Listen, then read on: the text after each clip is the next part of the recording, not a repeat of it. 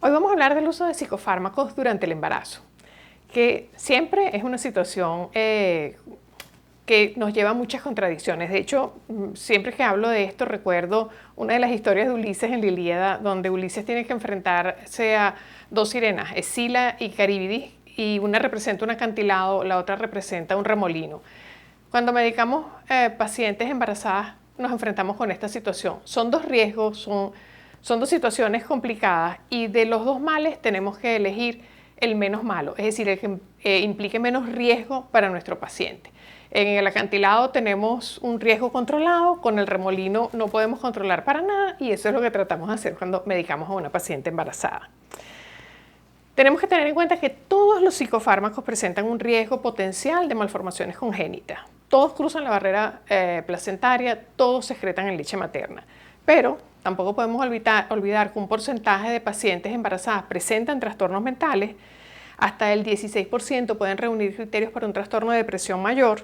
Hasta el 39% de los trastornos obsesivos compulsivos pueden presentarse al inicio o durante el embarazo y la prevalencia de trastornos de pánico en mujeres embarazadas es de un 2.5%. También tenemos que tener en cuenta que enfermedades más complejas, incluso como la esquizofrenia no tratada, también se asocia con el aumento de muertes perinatales. Los pacientes con trastornos afectivos, bien sean maníacos o depresivos, no cuidan adecuadamente de su embarazo ni del recién nacido. Y en madres no medicadas, sin trastornos o con trastornos mentales, pero no medicadas, el riesgo de malformaciones congénitas puede ser hasta de un 4%. Es decir, que hay circunstancias donde el riesgo conocido de suspender un fármaco es mayor que el riesgo desconocido de continuarlo. Antes de hablar de cada psicofármaco, de cada grupo de psicofármacos en particular, tenemos que conocer que existen categorías de potencial teratogénico, que son 5, y las voy a mencionar. La categoría A quiere decir que el fármaco es seguro de dosis habituales y no hay evidencia de riesgo fetal. En la categoría B el uso es aceptado y el riesgo fetal en humanos no ha sido demostrado. En la categoría C el fármaco es potencialmente riesgoso, entonces ahí ya tenemos que evaluar riesgo-beneficio. En la categoría D hay evidencias de riesgo fetal y debe usarse como último recurso. Y en la categoría X estos fármacos están totalmente contraindicados, no se deben usar en embarazadas. También están las categorías de riesgo potencial de daño para el recién nacido. Aquí tenemos 4 categorías. En la categoría 1 incluye fármacos seguros, categoría 2 probablemente seguros, categoría 3 potencialmente riesgosos y la categoría 4 están los contraindicados. Con esto en mente, bueno, hay un montón de tablas. Esto lo que pretende es mostrar, ¿no?, a vuelo de pájaro, que los psicofármacos más utilizados por nosotros, que serían ansiolíticos, antidepresivos, antipsicóticos y estabilizadores del estado de ánimo, todos están entre categorías B y D. No hay ninguna categoría A, o sea, no hay ninguno completamente seguro y no hay ninguna categoría X, es decir, totalmente contraindicado. Lo mismo ocurre en cuanto a teratogénesis y a el recién nacido, tomando en cuenta la lactancia. Vamos a hablar de los antipsicóticos entonces. Como en todos los grupos de psicofármacos, el poder precisar con exactitud qué tan riesgoso es un medicamento para la madre, es decir, en el embarazo, con consecuencias para el feto o para el recién nacido, esto siempre ha estado lleno de contradicciones. Cuando uno hace revisiones desde estudios de hace 20 años hasta estudios más recientes, del año pasado, del año antepasado, podemos encontrar en revistas tan prestigiosas una como otra que los porcentajes varían de manera importante. Pero lo que siempre me ha llamado la atención es que a lo largo del tiempo las conclusiones son bastante parecidas. Voy a ir mencionando algunos estudios que tienen un número, digamos, aceptable de pacientes evaluadas, porque ese es otro de los inconvenientes de esta situación. No es ético desde el punto de vista médico seleccionar un grupo de mujeres embarazadas para hacer pruebas con algún psicofármaco y compararlas con un grupo control. Los resultados que tenemos son de mujeres que estando embarazadas o porque no lo sabían o porque fue imprescindible el uso de un psicofármaco, se evaluó cuál fue el efecto de este sobre el feto y sobre el recién nacido y de ahí es donde conseguimos estos resultados. Tenemos un estudio en 315 embarazadas que fueron expuestas a antipsicóticos versus 11.000 no expuestas y la tasa de malformaciones en un grupo y en el otro fue 3.5 en las embarazadas que recibieron antipsicóticos versus 1.6 en las que no recibieron. Es decir, que también en la población de mujeres embarazadas que no reciben antipsicóticos o psicofármacos en general, también hay el mismo riesgo que hay en la población general de tener malformaciones congénitas.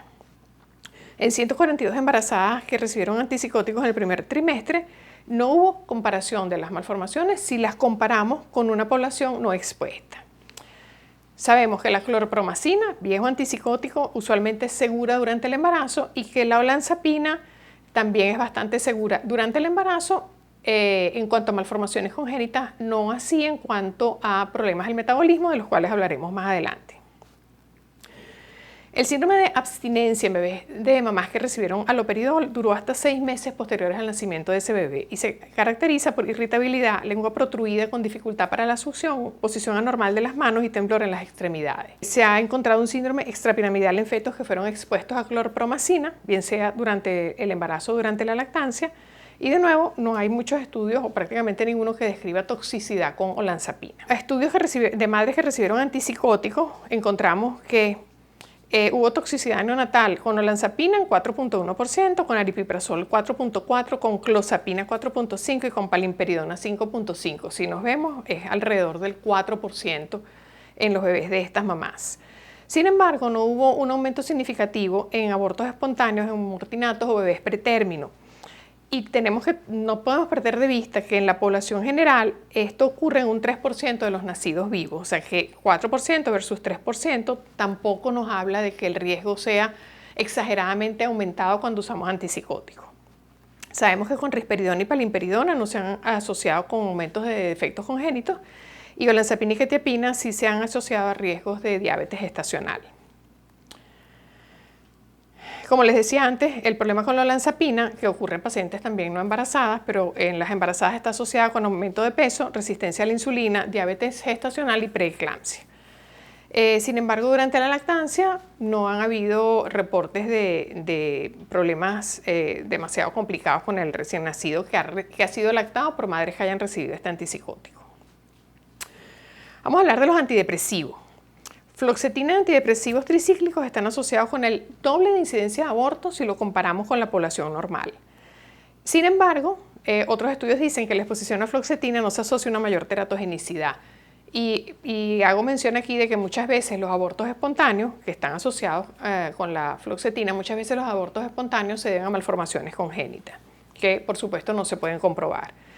Sin embargo, con fenelcina y tranilcipromina, que son inhibidores de la monoaminoxidasa, sí se ha reportado un aumento de malformaciones. Con bupropión hay estudios en animales, en ratas, en estado de gestación, que no reportaron efectos o malformaciones congénitas en las crías de estos animales de experimentación. Los inhibidores selectivos de la recaptación de serotonina o de serotonina y noradrenalina no están asociados con tasas más elevadas de malformaciones congénitas o de cambios a largo plazo en el desarrollo del feto. Se consideran los antidepresivos de primera línea para el tratamiento de la depresión en las embarazadas, también para el tratamiento de algunos trastornos de ansiedad. Sin embargo, la exposición de antidepresivos ha sido asociada con el SAP, que es el síndrome de adaptación postnatal, que se caracteriza por irritabilidad, llanto anómalo, temblor, letargia, hipoactividad, taquipnea y estrés respiratorio. En un estudio poblacional de la Universidad de Quebec, que tomó en cuenta 18.000 mujeres aproximadamente embarazadas, las malformaciones congénitas en madres depresivas con antidepresivos fue del 12% y en las no tratadas fue del 11%. De nuevo, tenemos porcentajes muy similares en las madres que recibieron antidepresivos y en las que no lo recibieron. Sabemos que la exposición en el tercer trimestre a los antidepresivos en general puede producir un riesgo, puede conllevar un riesgo de parto prematuro. Puede haber enlentecimiento de crecimiento intrauterino, hay una pobre adaptación postnatal con dificultad respiratoria en algunos casos y puede haber cianosis durante la succión. También se habla de 6 veces más de la posibilidad o del riesgo de aparición de hipertensión pulmonar persistente en recién nacidos que han sido expuestos después de la semana 20 de gestación. Y con imipramina y decimipramina, que son tricíclicos, afortunadamente hoy se usan poco, se ha producido el síndrome de abstinencia neonatal, que se caracteriza por cólicos, diaforesis, pérdida de peso, cianosis, taquipnea e irritabilidad. La decisión de usar antidepresivos durante un embarazo, en cualquier momento del embarazo, siempre preferiblemente después del primer trimestre, que es donde se produce la organogénesis, pero la decisión de usar antidepresivos debe tener en cuenta la severidad de la depresión de la madre y el riesgo que esto implica para el embarazo y para el feto. Pues como lo dije antes, madres con una depresión severa no son capaces de cuidar adecuadamente de su embarazo y mucho menos de atender a un recién nacido con todas las exigencias que esto implica. Y los antidepresivos en general se excretan por leche materna, entonces tenemos que tener los cuidados correspondientes en madres que necesitan recibir antidepresivos. La depresión postparto, una de las indicaciones, pues esas madres no podrán lactar a sus bebés. Con respecto a los estabilizadores del estado de ánimo convulsivantes, aquí hay más información porque así como en los otros dos grupos hay contradicciones y uno podría decir que, bueno, en general con un uso controlado y supervisado no corremos mayor riesgo, en este caso sí está demostrado que pueden haber malformaciones importantes.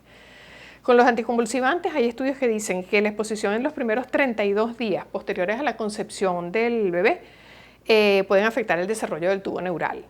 Entre los 21 y 52 días se puede afectar a la cardiogénesis, entre los 42 y 63 días se pueden afectar la formación del paladar y labio superior con paladar hendido y labio leporino, y después del primer trimestre se pueden producir malformaciones craneofaciales y vamos a hablar después de esto en particular.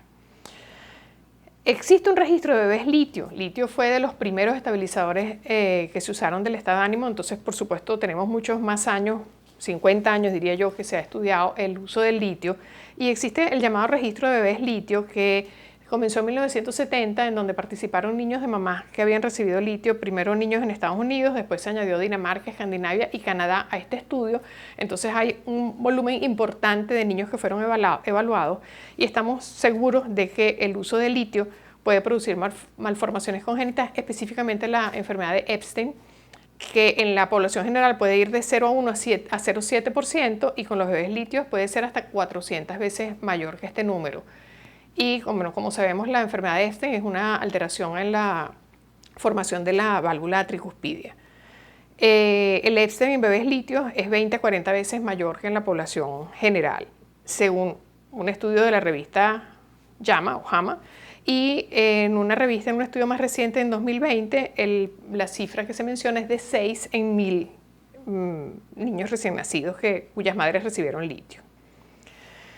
En cuanto a la toxicidad neonatal, bebés cuyas madres recibieron litio presentan el síndrome del bebé fofo, que se caracteriza por cianosis e hipotonía.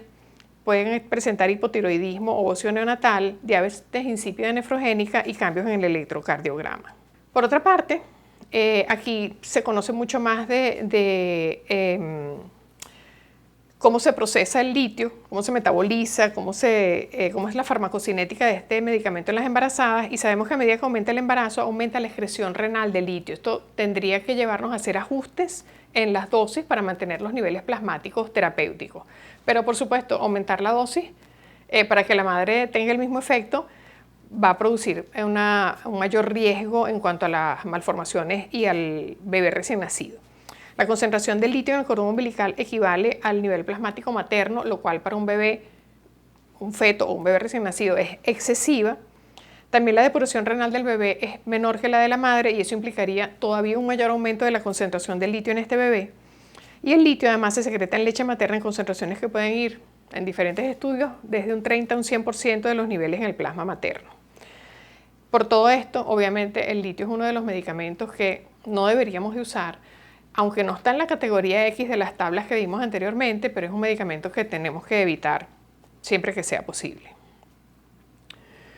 Los anticonvulsivantes, que también se usan como estabilizadores del estado de ánimo, también presentan un riesgo importante. Y el uso de anticonvulsivantes, que nosotros lo usamos como estabilizadores del estado de ánimo, se asocia con el doble de malformaciones que incluyen alteraciones del tubo neural, particularmente espina bífida y anencefalia, con malformaciones cráneoencefálicas, con retardo del crecimiento, con microcefalias y malformaciones cardíacas. Y en cuanto a las malformaciones cráneoencefálicas, se describe el rostro anticonvulsivante, que se caracteriza por una hipoplasia en la hemicara, nariz corta con fosas en anteversión y un labio superior aumentado de tamaño. El uso del valproato se asocia con el doble de malformaciones, estamos hablando en comparación con la población normal, que incluyen en el primer trimestre con un 5 a 9% de probabilidad de que hayan alteraciones en el tubo neural, y el defecto más frecuente a nivel lumbosacro es el meningocele o la espina bífida. Y cuando se usa durante el tercer trimestre, el bebé puede presentar bradicardia, hipotoxicidad cuando los niveles séricos exceden el 60 microgramos por mililitro, y el bebé puede nacer con un síndrome de abstinencia que se parece mucho al SAP y se caracteriza por irritabilidad, pobre succión, alteraciones del tono muscular del bebé e intranquilidad. El valproato, el ácido valproico, se concentra en el compartimiento fetal y puede llegar a ser hasta el doble de la concentración plasmática materna en el cordón umbilical.